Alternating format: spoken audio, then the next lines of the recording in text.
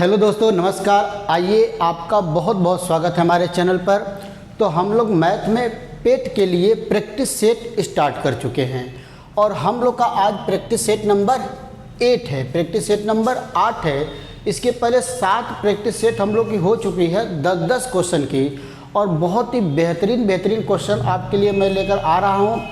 अगर इस practice set को आप करते रहे लगातार कंटिन्यू, हर एग्ज़ाम के लिए होगा। अभी हम लोग का पूरा फोकस जो अक्टूबर में पेट का एग्ज़ाम होने वाला है उसको पूरा फोकस करके चल रहे हैं। जो भी आपका एग्ज़ाम आगे आता रहेगा उसकी प्रैक्टिस सेट मैं आपको कराता रहूँगा।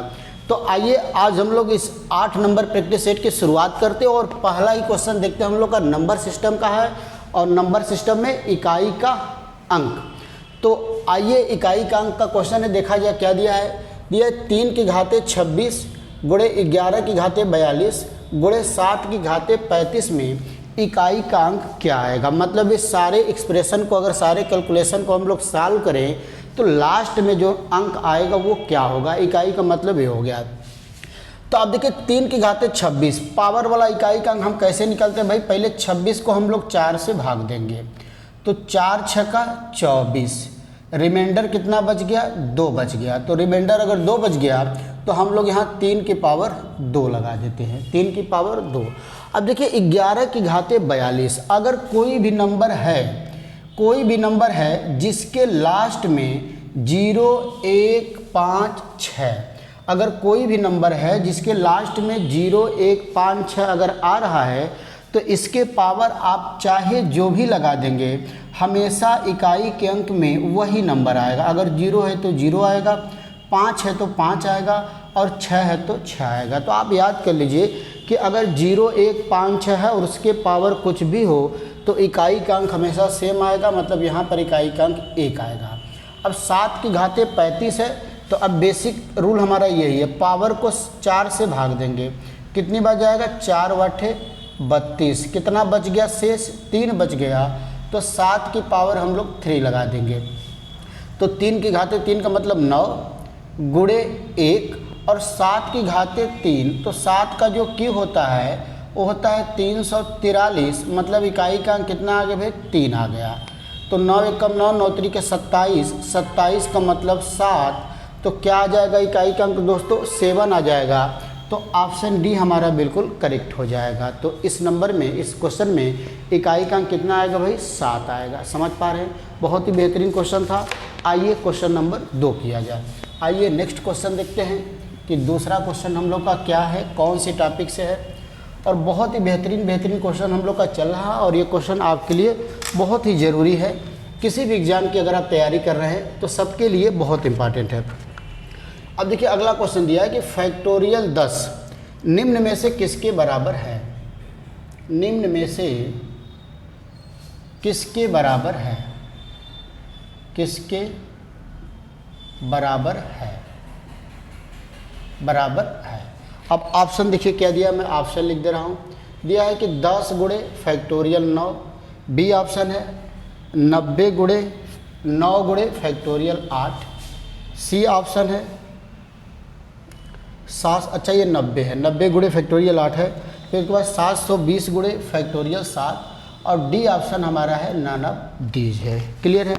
जो फैक्टोरियल 10 है, फैक्टोरियल 10 है, ये किसके बराबर है। जो चारों ऑप्शन दिया है इसमें से कौन सा वैल्यू फैक्टोरियल 10 के बराबर होगा। तो देखिए फैक्टोरियल का मतलब सभी लोग जानते हैं, जो बच्चे नहीं जानते मैं उसको बता दे रहा हूँ, बस 2 मिनट में आप समझ जाएंगे कि फैक्टोरियल का मतलब क्या होता है। फैक्टोरियल को हिंदी में बोलते हैं क्रम गुणित।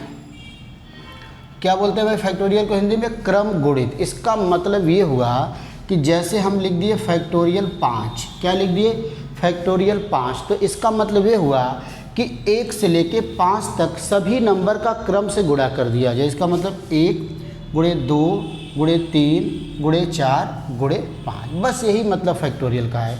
जिस नंबर के आगे फैक्टोरियल लग जाता है 1 से लेकर उस नंबर तक सारे नंबर का आपस में मल्टीप्लाई मतलब गुणा। समझ गए आप। तो अब फैक्टोरियल 10 है। देखिए फैक्टोरियल अगर 10 है तो हम इसको लिख क्या सकते हैं, 1 गुणे 2 गुणे 3 गुणे 4 गुणे 5 गुणे 6 7 8 9 और 10। क्लियर है। इसको लिख सकते हैं। अब ध्यान से आप देखेंगे जो पहला ऑप्शन दिया है कि 10 गुणे फैक्टोरियल 9, तो अब यहाँ से देखिए 1 गुणे 2 गुणे 3 गुणे 4, अगर 1 से लेकर 9 तक की हम गुणा करें, 1 गुणे 2 गुणे 3 गुणे 4, अगर 1 से लेकर 9 तक लगातार नंबर के गुणा की बात किया जाए तो इसको हम लोग लिख सकते हैं फैक्टोरियल 9 और इंटू 10, या फिर 10 इंटू फैक्टोरियल 9, मतलब 10 गुणे फैक्टोरियल 9। तो आप देख रहे हैं कि पहला ही ऑप्शन मैच कर गया और पहला ही ऑप्शन हमारा सही होगा। पहला ऑप्शन हमारा क्या हो गया भाई, सही हो गया। तो जब पहला ही ऑप्शन सही हो गया तो और कुछ चेक करने की ज़रूरत नहीं है, मतलब पहला ऑप्शन हमारा बिल्कुल करेक्ट होगा। क्लियर है? बहुत बेहतरीन क्वेश्चन है और बहुत ही सिंपल तरीके से, एकदम बेसिक तरीके से मैं आपको करा रहा हूँ, आपको कोई भी दिक्कत नहीं होगा। अगर कोई स्टूडेंट पहले से अगर उसको मैथ कम भी आता है तो भी कोई भी आपको दिक्कत होने वाला नहीं है। आइए क्वेश्चन नंबर 3 किया जाए। देखिए दोस्तों, क्वेश्चन नंबर 3 क्या दिया है कि 4 सही 5/6 प्लस 7 सही 1/2 माइनस 5 सही 11/8 का मान क्या होगा, का मान क्या होगा। बिल्कुल एकदम बेसिक क्वेश्चन भी मैंने लिया है कि ताकि बहुत बच्चे रहते हैं जिनका बहुत बेसिक चीज़ें उनको नहीं आता है। बहुत बच्चे ऐसे हैं जो है तो बहुत बेसिक, बहुत छोटी बातें, लेकिन उनको उनका कॉन्सेप्ट क्लियर नहीं रहता है, तो उन सब के लिए हर तरीके का क्वेश्चन मैंने लिया है। अब देखिए इस क्वेश्चन का जो ऑप्शन हमारे पास है 2 सही 10/33 है, जो बी ऑप्शन है 6 सही 20/33 है, जो सी ऑप्शन है वो 2 सही 20/33 है, और जो डी ऑप्शन है वो है 6 सही 10/33। ये 4 ऑप्शन हमारे पास है। और आइए क्वेश्चन को सॉल्व किया जाए। क्वेश्चन हमारा क्या है, 4 सही 5/6। तो अब एक बात समझ लीजिए, अगर कोई चीज़ सही भिन्न में दिया है, जैसे 2 सही 2/5 दिया है, 2 सही 2/5, तो इसको हम लोग बोलते हैं पूर्णांक, मतलब इंटीजर, और इसको बोलते हैं भिन्न। तो आप इस तरीके के क्वेश्चन को हम चाहें तो 2 + 2/5 भी लिख सकते हैं, मतलब हम लोग इंटीजर वाले पार्ट को अलग कर सकते हैं और भिन्न वाले पार्ट को अलग कर सकते हैं। तो वही कॉन्सेप्ट मैं यहाँ पर लगाऊंगा। जैसे 4 सही 5/6 है तो मैं इसको लिखूंगा 4 + 5/6 प्लस 7 से 1/2 को मैं 7 को अलग लिख दूंगा प्लस 1/2 माइनस अगर है तो 5 + 8/11, 5 + 8/11। तो देखिए क्या होगा, ब्रैकेट को हटाते हैं तो ये होगा 4 + 5/6 प्लस 7 प्लस 1/2 -5 -8/11। अब हम क्या करेंगे, अब पूर्णांक वाले पार्ट को हम लोग एक साथ लिख देंगे, मतलब 4 + 7 -5 प्लस 5/6 प्लस 1/2 -8/11। क्लियर है? तो इनको एक साथ जोड़ देंगे, 4 7 11 और 11 में से 5 गया 6, तो ये तो हो जाएगा हमारा 6। अब नीचे 6, 2 और 11 का एलसीएम, 6, 2 और 11 का एलसीएम कितना हो जाएगा भाई, 33 नहीं होगा क्योंकि 11 से कटेगा। देखिए निकाल लेते हैं हम लोग, 6, 2 और 11 का एलसीएम निकाला जाए तो 2 से कैंसिल होगा, 2 3 6 कट गया 11, फिर 3 से कटेगा, कट गया 11, फिर 11 3 दूना आ गया 66 आ गया, तो एलसीएम आ गया 66। तो क्या होगा, 6 से भाग देंगे 11, 11 5 55 प्लस 2 से भाग देंगे 66 में 33 माइनस 11 6 का 66, 6 8 48, तो ये आ गया 6 प्लस 55 प्लस 33 करेंगे तो 88 आएगा, और 88 में से 48 घटा देंगे तो क्या आ जाएगा बच्चों, 40 आ जाएगा। इसका मतलब हो गया 40/66। इसको लिखेंगे 6 प्लस, काट देंगे, अच्छा ये 66 है, ये 2 से कटेगा 20 बार में, ये 33 हो गया, तो 6 प्लस 20/33। तो इसको हम लिख सकते हैं 6 सही 20/33। क्या लिख सकते हैं भाई, 6 सही 20/33। तो हमारा ऑप्शन क्या हो जाएगा, ऑप्शन बी बिल्कुल करेक्ट हो जाएगा। बी ऑप्शन इसका बिल्कुल सही होगा। तो आप देख रहे हैं कि कितना बेहतरीन क्वेश्चन है और बहुत ही आसानी से हो रहा है, बिल्कुल भी टेंशन लेने की ज़रूरत नहीं है। बिल्कुल हर तरीके के क्वेश्चन मैं आपको कराऊंगा, बिल्कुल आसान क्वेश्चन भी करेंगे हम लोग और बिल्कुल कठिन क्वेश्चन भी करेंगे। तो आइए दोस्तों नेक्स्ट क्वेश्चन करते हैं, एक और बहुत बेहतरीन क्वेश्चन किया जाए। ये हम लोग का क्वेश्चन नंबर 3 रहा। अब देखिए क्वेश्चन नंबर 4 परसेंटेज से है।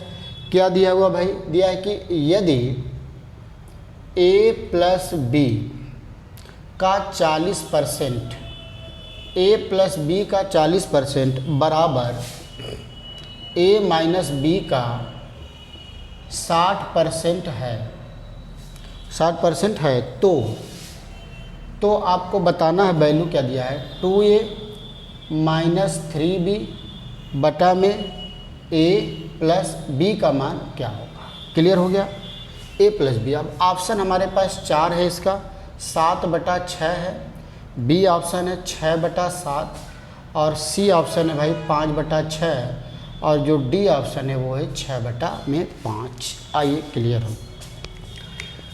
तो आइए दोस्तों सॉल्व किया। जब बहुत बेहतरीन क्वेश्चन है दिया कि a प्लस बी का 40%, इसका मतलब क्या हुआ, a प्लस बी का मतलब गुणा होता है, 40% को हम लोग क्या लिखेंगे, 40/100 लिखेंगे, परसेंटेज का साइन हटाया जाएगा और नीचे हम लोग 100 लगा देंगे, बराबर में ये हो जाएगा a माइनस बी का 60%, मतलब 60 से गुणा और नीचे लगेगा 100, 100 से 100 ख़त्म, ऊपर 0 से 0, 2 दूना के 4 और 2 3 6। अब 2 का अंदर जब मल्टीप्लाई करेंगे तो ये होगा 2a प्लस 2b। अब यहाँ जब 3 का मल्टीप्लाई किया जाएगा तो ये 3a माइनस 3b। अब हम लोग a को एक तरफ कर लेंगे और b को एक तरफ, तो देखिए ये 2 है, ये माइनस 3b है, इधर आएगा जुड़ेगा तो हो जाएगा 5b। अब इधर 3a और 2a उधर जाएगा तो a बचेगा। क्लियर है भाई दोस्तों। तो ये अगर हम लोग a और b का अनुपात निकालना चाहे तो b को इधर रहे, अच्छा 5 को रहने देते हैं, तो ये हो जाएगा a और b नीचे आ जाएगा b, और 5 का मतलब हो जाएगा 5/a। तो a बटा b बराबर 5/1 आ गया। इसका मतलब जो a और b का अनुपात आ गया वो 5:1 आ गया। a और b का रेशियो कितना आ गया, 5:1। तो अब हम लोग यही वाली वैल्यू चाहे तो डायरेक्ट यहाँ पर उठा कर रख दे, या आपका मन करे तो a बराबर 5x मान लिया जाए और b बराबर x मान लिया जाए। अगर डायरेक्ट वैल्यू रख देंगे कोई भी फ़र्क नहीं पड़ेगा, क्योंकि रेशियो ही निकालना है, रेशियो निकालना है तो लास्ट में x कट जाएगा, तो हम डायरेक्ट रख सकते हैं। a की वैल्यू 5, b की वैल्यू 1, तो यहाँ पर रखेंगे 2 गुणे 5 माइनस 3 गुणे 1 बटा में a प्लस b मतलब 5 प्लस a, ये होगा 5 दूना के 10 माइनस 3/6, तो ये हो जाएगा 7/6 हो जाएगा भाई। क्या हो जाएगा भाई, 7/6 हो जाएगा। तो यही इस क्वेश्चन का आंसर हो जाएगा, ऑप्शन ए बिल्कुल करेक्ट होगा, ऑप्शन ए हमारा बिल्कुल सही होगा। तो आप देख रहे हैं कि कितना बेहतरीन क्वेश्चन हम लोग कर रहे हैं, और बहुत ही करने का तरीका भी आप देख रहे हैं कि बिल्कुल सिंपल है, बहुत मुश्किल नहीं है। अगर आप लॉजिक से पढ़ाई करेंगे तो मैथ आपको बिल्कुल आसान लगेगी। अगर आप लॉजिक से पढ़ाई नहीं करते हैं, ट्रिक के पीछे भागते हैं या फिर रटने के पीछे भागते हैं, तो मैथ से ज़्यादा कठिन कोई भी सब्जेक्ट आपको नहीं लगेगा। अगर आप लॉजिक से पढ़ते हैं, कॉन्सेप्ट से पढ़ते हैं, तो मैथ से ज़्यादा आसान भी कोई सब्जेक्ट आपको नहीं लगेगा। तो आइए क्वेश्चन नंबर 5 किया जाए। देखिए क्या दिया है, यह है कि 0.7 का होल क्यूब प्लस 0.3 का होल क्यूब दिया है, बटा में दिया हुआ है 0.7 का स्क्वायर माइनस 0.7 गुणे 0.3 प्लस 0.3 का स्क्वायर का मान क्या होगा, ये चीज़ आपको निकालना है। ऑप्शन भी दे देते हैं, हम लोग लिख लेते हैं। पहला ऑप्शन दिया 1.2, जो बी ऑप्शन है 0.8, जो सी ऑप्शन है वो 1 है, और जो डी ऑप्शन है वो 1.4 है। बहुत बेहतरीन क्वेश्चन है, आइए किया जाए। अब देखिए क्वेश्चन को देखकर एक तो तरीका ये है भाई कि आप जो है कि इसका क्यू कर दे, इसका क्यू कर दे, फिर प्लस कर दिया जाए, इसका स्क्वायर कर दे, इसका गुणा कर दे और इसका स्क्वायर कर दे, सॉल्व कर दे और आंसर हम लोग का आ जाएगा। क्लियर है। तो वो तो बिल्कुल बेसिक तरीका होगा, उस तरह कोई भी बच्चा अगर चौथी और 5वीं क्लास में पढ़ रहा है तो भी उस तरह की क्वेश्चन कर लेगा। लेकिन आपको देना है कंपटीशन, तो अगर आप भी उसी तरह करेंगे जैसे चौथी और 5वीं वाला बच्चा कर रहा है, तो उसमें और आप में कोई फ़र्क नहीं रहेगा, क्योंकि आपको देना है कंपटीशन। तो आपके पास टाइम कम है, टाइम कम का मतलब ऐसा कोई हम लोग तरीका लगाएंगे जिससे कैलकुलेशन हम लोग को कम करना पड़े। तो अब ऊपर जैसे देखिए 0.7 का होल क्यूब प्लस 0.3 का होल क्यूब, तो आपके दिमाग में तुरंत ए क्यूब प्लस बी क्यूब का फार्मूला याद आना चाहिए। और ये चीज़ें ऐसे नहीं है कि कोई इसकी दवा आती है कि आपको देखते ही क्वेश्चन फार्मूला याद आ जाए। ये सारी चीज़ें प्रैक्टिस के ऊपर डिपेंड कर रहा है कि अगर लगातार आप क्वेश्चन की प्रैक्टिस करेंगे तो क्वेश्चन देखकर ऑटोमेटिक आपको पता चल जाएगा कि इसमें कौन सा फार्मूला लगाना है। तो ए क्यू प्लस बी क्यू का फार्मूला होता क्या है भाई, एक ब्रैकेट में होता है ए प्लस बी, दूसरे में होता है A square minus A B plus B square, ये फार्मूला होता है। तो अब देखिए यहीं पर A Q plus B Q दिया है, लेकिन ए की जगह 0.7 है और बी की जगह 0.3 है। तो एक ब्रैकेट में होगा 0.7 प्लस 0.3, दूसरे ब्रैकेट में होगा 0.7 का स्क्वायर माइनस ए बी, तो माइनस 0.7 गुणे 0.3 फिर प्लस बी स्क्वायर मतलब 0.3 का स्क्वायर, और नीचे हमारा बचा हुआ है 0.7 का स्क्वायर माइनस 0.7 गुणे 0.3 प्लस 0.3 का स्क्वायर। तो ये पूरा इससे हो गया कैंसिल, 0.7 प्लस 0.3 जोड़ेंगे तो कितना आ जाएगा, 1 आ जाएगा। 1.0 और 1.0 का मतलब क्या होता है, 1 होता है। तो इसका आंसर हो जाएगा 1 हो जाएगा। क्या हो जाएगा भाई, 1 हो जाएगा। तो आप देख रहे हैं कि कितना बेहतरीन क्वेश्चन था, और करने का तरीका अगर हम लोग एलजेब्रा वाला, ये एलजेब्रा का फार्मूला होता है, आइडेंटिटी होती है एलजेब्रा की, अगर ये हम लोग को याद है तो हम लोग क्वेश्चन को आसानी से सॉर्ट आउट कर सकते हैं, आसानी से इसका सलूशन निकाल सकते हैं। क्लियर है, बहुत बेहतरीन क्वेश्चन रहा। आइए नेक्स्ट क्वेश्चन कराते हैं आपको, एक और बेहतरीन क्वेश्चन के साथ हम लोग आगे बढ़ते हैं। उम्मीद है कि आपको क्वेश्चन करने में बहुत ही मज़ा आ रहा होगा, क्योंकि बिल्कुल हम लोग लॉजिक बेस्ड क्वेश्चन कर रहे हैं, और कोई भी ऐसी चीज़ नहीं मैं आपको बता रहा हूँ कि जिसमें आपको रटने की ज़रूरत पड़े। ऐसा पूरे मैथ में कुछ भी नहीं है जो आपको रटना पड़े। तो आइए क्वेश्चन नंबर 6 देखिए क्या दिया है। दिया हुआ है अंडर रूट में 5, अंडर रूट में 5, अंडर रूट में 5 इंटू अंडर रूट में 5 इनफाइनाइट बार दिया। बोला कि इसकी वैल्यू क्या होगी। ऑप्शन भी हमारे पास है भाई, ए ऑप्शन है 2, बी ऑप्शन है 3, और सी ऑप्शन है 5, और डी ऑप्शन है 2.5। तो अब देखिए क्या इसका आंसर होगा। मैं आपको तरीका बता देता हूँ कि अगर कड़ी में इस तरह कोई भी दे, अंडर रूट में ए इंटू अंडर रूट में ए इंटू अंडर रूट में ए इंटू अंडर रूट में ए, कितनी बार, अनंत बार। अगर कोई नंबर कड़ी के अंदर कड़ी, कड़ी के अंदर कड़ी, कड़ी के अंदर कड़ी कितनी बार गुणा हो जाए, इनफाइनाइट बार गुणा हो जाए, तो जो इसका आंसर आता है वो आता है ए। वही आंसर होगा जो उस कड़ी के अंदर नंबर होगा। इसका बेसिक डिटेल में बातें हम लोग जब ये चैप्टर पढ़ेंगे तो वहाँ पर मैं डिटेल में आपको तरीका बताऊंगा कि ऐसा क्यों होता है। अभी आप एग्ज़ाम के दृष्टि से देख लीजिए कि अगर कड़ी के अंदर कड़ी, कड़ी के अंदर कड़ी, अगर सेम नंबर का मल्टीप्लाई इनफाइनाइट टाइम हो रहा है तो इसका आंसर वही होगा जो उस कड़ी के अंदर नंबर होगा। तो इसका कड़ी के अंदर 5 है, तो इसका आंसर कितना हो जाएगा भाई, 5 हो जाएगा। मतलब ऑप्शन सी हमारा करेक्ट हो जाएगा। क्लियर है, ऑप्शन सी क्या हो जाएगा, करेक्ट हो जाएगा। किसी को कोई डाउट, बिल्कुल डाउट नहीं होगा, क्योंकि कुछ भी चीज़ें आप एकदम बेसिक से पढ़ रहे हैं तो बिल्कुल करेक्ट आंसर हो जाएगा। क्लियर है, चलिए आगे बढ़ते हैं हम लोग।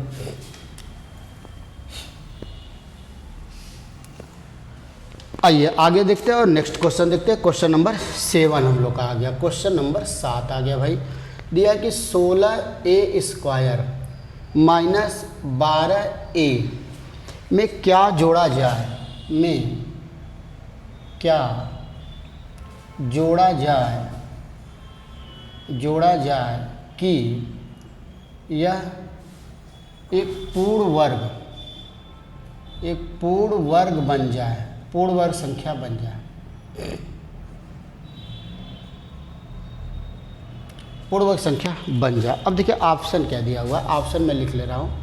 पहला ऑप्शन है 9/4, बी ऑप्शन है 11/2, और सी ऑप्शन है 13/2, और जो डी ऑप्शन है वो है 16 है। ठीक है, तो अब बोला कि ये जो वैल्यू दिया है, एक्सप्रेशन दिया है, एल्जेब्रिक एक्सप्रेशन दिया हुआ है 16a स्क्वायर माइनस 12a में क्या जोड़ा जाए कि ये नंबर पूर्ण वर्ग बन जाए। पूर्ण वर्ग का मतलब ये हो जाए कि इसको हम लोग x प्लस वाई का होल स्क्वायर टर्म में लिख दें, या फिर x माइनस वाई का होल स्क्वायर लिख दें, ताकि इसका अंडर रूट हम लोग लिया जाए तो ये बाहर आ जाए तो x प्लस वाई बने, और ये बाहर आ जाए तो x माइनस वाई बने। पूर्ण वर्ग का मतलब ऐसा नंबर जिसका वर्गमूल हम लोग निकाल सके, जिसका स्क्वायर रूट हम लोग निकाल सके। तो इसको x प्लस वाई का होल स्क्वायर या x माइनस वाई का होल स्क्वायर हमको बनाना है। क्लियर है? तो अब देखिए अगर x प्लस वाई का होल स्क्वायर अगर हमको बनाना है तो इसका मतलब होता है x square plus y square plus 2xy, या फिर अगर x माइनस वाई का होल स्क्वायर बनाना है तो ये होगा x square plus y square minus 2xy। तो यहाँ पर -12 ये दिख रहा है, तो इसका मतलब ये नंबर जो दिया है 16a स्क्वायर माइनस 12a, तो इसका मतलब ये x माइनस वाई का होल स्क्वायर टाइप का बनेगा, x माइनस वाई का होल स्क्वायर टाइप का बनेगा। तो अब इसको हम बनाने की कोशिश करते हैं। तो देखिए आप 16a स्क्वायर है, तो अगर यहाँ 4a हम लोग लिखते हैं और माइनस में, तो 4a और माइनस में कुछ भी होगा इसका स्क्वायर करेंगे हम लोग। तो जब 4a का स्क्वायर करेंगे तो 16a स्क्वायर हमको मिल रहा है। ठीक है, 16a स्क्वायर हमको मिल रहा है। अब plus b square minus 2ab, अब यहाँ पर ऐसी वैल्यू क्या लिखा जाए, जैसे 12 है तो हम इसको 16a स्क्वायर माइनस 2 गुणे 6 होगा, 6 का मतलब 3 गुणे 2 इंटू a लिख सकते हैं। ठीक है, अब इसी को हमको 2ab करना है, मतलब यहाँ पर ऐसा क्या नंबर लिखा जाए कि उसका 2ab करने पर 12ab आ जाए। क्या आ जाए? 12ab आ जाए। तो अब यहाँ पर 4 ऑलरेडी है, 4 ऑलरेडी है। अगर यहाँ पर आप कोई भी नंबर लिखते हैं, जैसे हम लिखते हैं 1/2, 1/2 लिखते हैं। ठीक है, तो जब 2ab करेंगे तो 2 4a गुणे 1/2, 2 से 2 कटेगा, 4 ही आ रहा है। ठीक है, तो 4 × 12, अगर हम इसको लिख दें 3/2, इसको मैं क्या लिख दूँ भाई?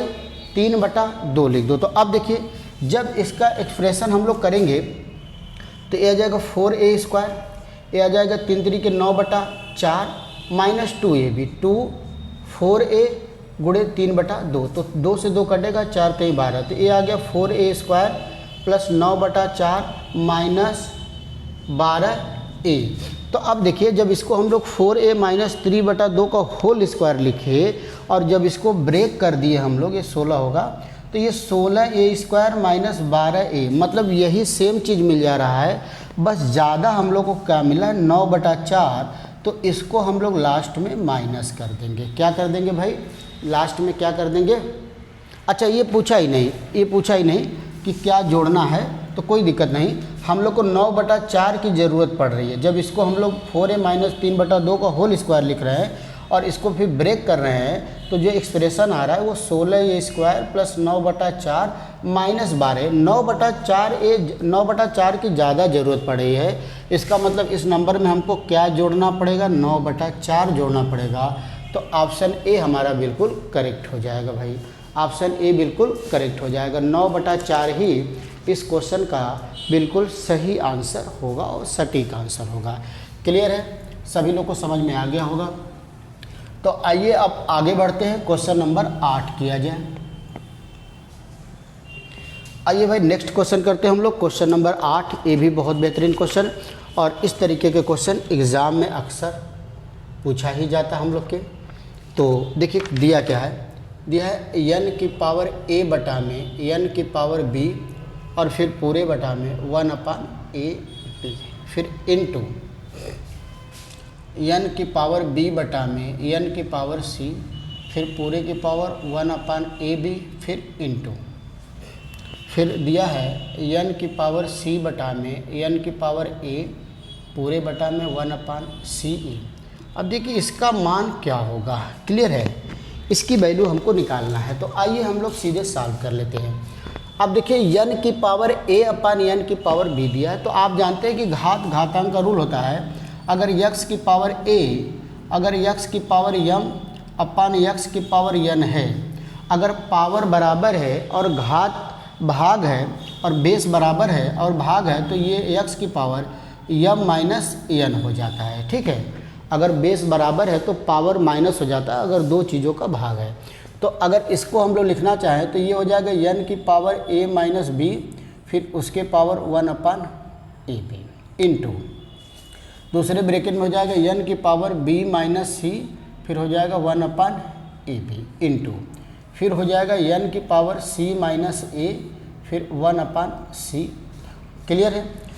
अब ये जब ब्रैकेट हम लोग हटाएंगे तो इन दोनों का आपस में मल्टीप्लाई हो जाएगा। अच्छा यहाँ पर हम लोग गलत लिख दिए थे, यहाँ पर BC होगा, AB BC और CA, यहाँ पर BC होगा और यहाँ पर होगा BC। मैं क्वेश्चन को चेक कर ले रहा हूँ, हाँ BC है, ठीक है।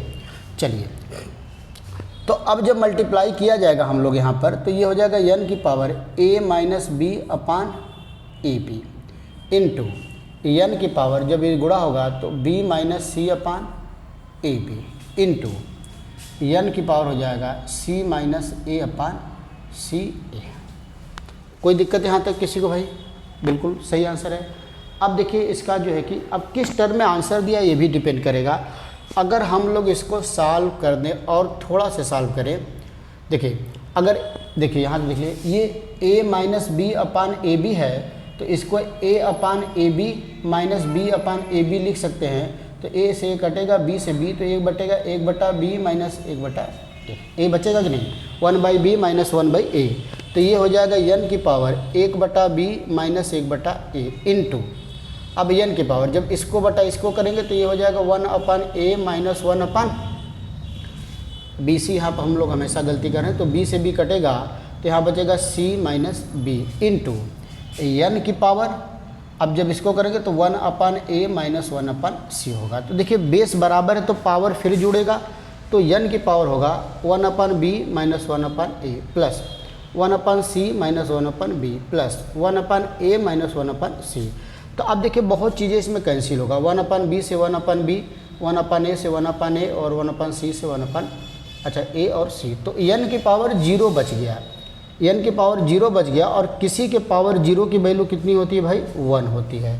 किसी भी नंबर के ऊपर अगर 0 लगा देते हैं तो उसका मान कितना हो जाता है दोस्तों? 1 हो जाता है। क्लियर है?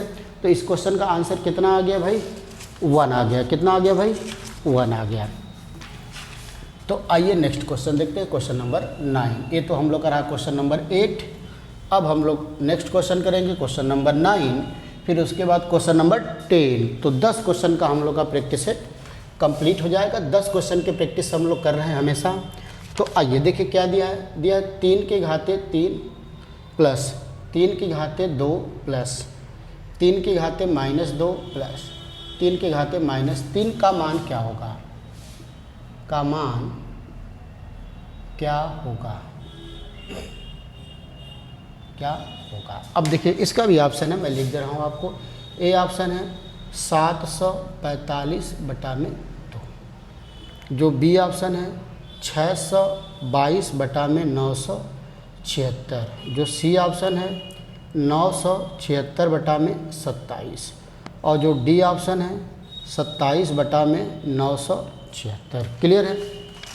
तो आइए बहुत ही पावर का क्वेश्चन है। अब देखिए 3 की पावर 3 का मतलब क्या हो जाता? 3 तरीके 9 तरीके 27, 3 की पावर 3 का मतलब 9 प्लस, अब ये देखिए 3 की पावर माइनस 2 है, तो ये जब नीचे आएगा तो 1 अपान 3 की पावर प्लस 2 हो जाएगा।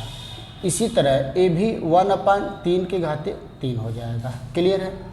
तो अब 27 और 9 को जोड़ते हैं तो 36 आ जाएगा प्लस 1 बटा 9 यहाँ होगा और 1 बटा 27 होगा। क्लियर है? तो अभी तो अब हम लोग 27 को ले लेते हैं एलसीएम। 27 को चलिए भाई एलसीएम ले लें। 36 का मतलब 36 बटा 1 होगा, तो 1 से भाग देंगे तो यहाँ बचेगा 36 गुणे 27 प्लस 9 तरीके 27 प्लस 27 देंगे, एक बार भाग चला जाएगा। तो यहाँ नीचे तो 27 आ गया। अब ऊपर हम लोग सॉल्व करते हैं, 3 प्लस 1 4 हो जाएगा। अब 27 में 36 का हम लोग गुणा कर देते हैं। 36 में 27 का गुणा कर लिया जाए, 7 छक्का 42, 4 बच गया, 7 तरीके 21 और 4 25, 2 छक्का 12, 1 बच गया, 2 3 6 और 1 7 बच गया, 2 आ गया, 7 आ गया और 9 आ गया। इसका मतलब 9 और प्लस 4 और जोड़ दिया जाए तो 976 ऊपर आ गया। 976 बटा में 27, 976 बटा 27, तो सी ऑप्शन बिल्कुल करेक्ट होगा। सी ऑप्शन हमारा सही होगा, जिसमें दिया है 976 बटा में 27। क्लियर है? और आइए लास्ट क्वेश्चन आज का किया जाए, 10वां क्वेश्चन किया जाए दोस्तों। आइए सॉल्व करते हैं।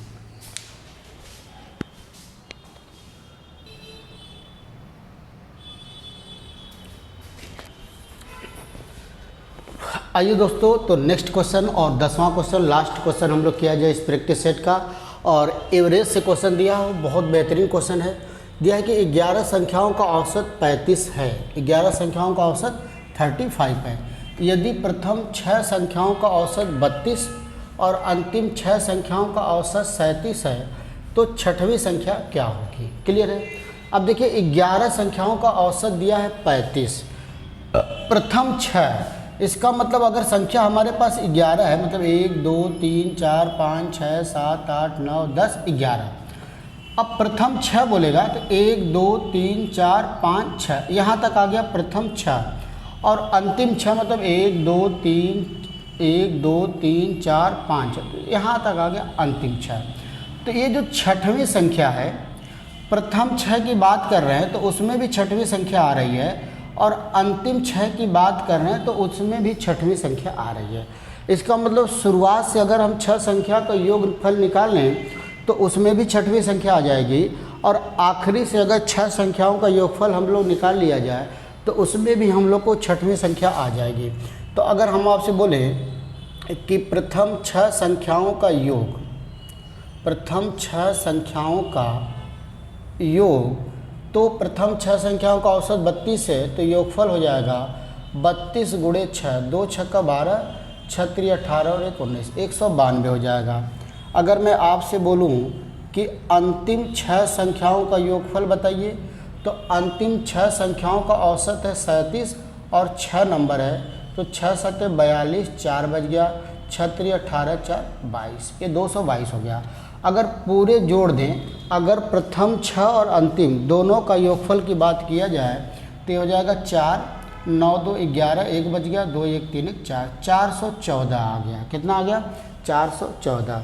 अब अगर हम बात करें कि 11 संख्याओं का योग, 11 संख्याओं का योग, तो 11 संख्याओं का औसत 35 दिया है, तो हम लोग 35 गुणे 11 कर देंगे, तो कितना आ जाएगा? 35 में 11 से गुणा किया जाए 5 3 5, 385। कितना आ गया भाई? 385 आ गया। क्लियर है। तो अब देखिए, अगर प्रथम 6 संख्या का योगफल और अंतिम 6 संख्या के योगफल को जब हम लोग जोड़े तो पहली संख्या, दूसरी संख्या, तीसरी, चौथी, पाँचवीं, छठवीं, फिर आखिरी से सब फिर छठवीं आ गया। इसका मतलब छठवीं संख्या 2 बार आ गया। और शुरू से लेके 11 संख्या का जोड़ किया जाए तो 385 आ गया। तो अब अगर इसमें से इसको माइनस कर दे तो ये भी 11 संख्याओं का जोड़ है, ये भी 11 संख्याओं का जोड़ है, लेकिन इसमें 12 संख्या आ गई। क्यों आ गई? क्योंकि छठवीं संख्या 2 बार आ गई। तो जब इसमें से घटाएंगे तो 1 से लेकर 11 संख्या सारी संख्या कट जाएंगी, केवल एक संख्या बच जाएगी, छठवीं संख्या जो 2 बार आई थी। तो 14 में से 5 गया 9, 8 में से 10 गया 2, 29 आ गया। इसका मतलब जो छठवीं संख्या है वो संख्या 29 होगी। 29 होगी, मतलब ऑप्शन बी बिल्कुल करेक्ट हो जाएगा। क्लियर है। तो दोस्तों, ये हम लोग का 10 क्वेश्चन का प्रैक्टिस सेट रहा। लगातार आप प्रैक्टिस करते रहिए। जब तक एग्ज़ाम आप नहीं दे पाते हैं पेट का, तब तक लगातार प्रैक्टिस आप करते रहिए, और आप देखेंगे कि एग्ज़ाम में इसका बहुत बड़ा फ़ायदा आपको होने वाला है। जो भी स्टूडेंट लगातार प्रैक्टिस करता रह जाएगा, वो एग्ज़ाम में बाकी बच्चों से बहुत बेहतरीन और बहुत अच्छा क्वेश्चन करके आएगा। तो फिर अगले स्टेप में मिला जाएगा दोस्तों। तब तक के लिए नमस्कार, धन्यवाद।